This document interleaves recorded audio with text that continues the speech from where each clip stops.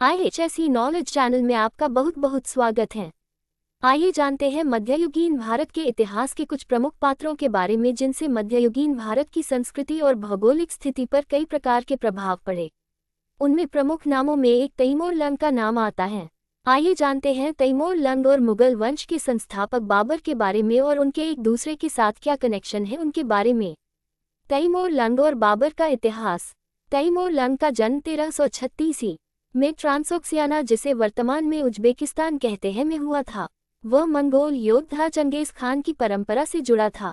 Lung का अर्थ है लंगड़ा, क्योंकि बचपन में लगी चोट से वह लंगड़ा कर चलता था।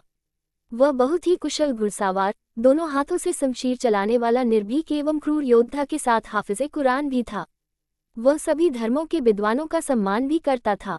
तैमूर अपने पराक्रम के बल पर अपने साम्राज्य का व्यापक विस्तार किया और उसने पर्शिया, सीरिया, अफगानिस्तान, रूस और तुर्की के बड़े हिस्सों पर कब्जा किया। उसने 1398 में भारत पर आक्रमण किया। उस समय दिल्ली में तुगलक वंश का शासक नासिरुद्दीन महमूद तुगलक का शासन था। तैमूर ने दिल्ली पर हमला किया, शहर को लूटा और हजारों निर्दोष लोगों का कत्ल किया। यह आक्रमण भारत की जनता के लिए बहुत विनाशकारी था। सन 1405 में तैमूर की मृत्यु चीन पर आक्रमण की तैयारी करते समय हुई। अब हम आपको बाबर का संदर्भ बताते हैं। बाबर का जन्म 14 फरवरी सन 1483 ईस्वी को अंदिजान फरगाना, जिसे आधुनिक काल में उज्बेकिस्तान कहते हैं, में हुआ था। बाबर वास्तव में तैमूर का परपोता था। पिता की ओर से तैमूर की वंशावली और मां की ओर से चंगेज खान की वंशावली से जुड़ा है। इसलिए बाबर के अंदर तैमूर और चंगेज दोनों का खून माना जाता है। बाबर एक महत्वाकांक्षी शासक हुआ जो बचपन से ही एक साम्राज्य स्थापित करने का सपना देखा। शुरुआत में उसने समरकंद और फरगाना पर शासन करने की कोशिश की, लेकिन वहां स्थायी सफलता नहीं मिली। आखिरकार उसकी नज़र भारत पर पड़ी और उसने सन 1519 ईस्वी से सन 1526 ईस्वी तक कई बार भारत पर छोटे मोटे आक्रमण किए।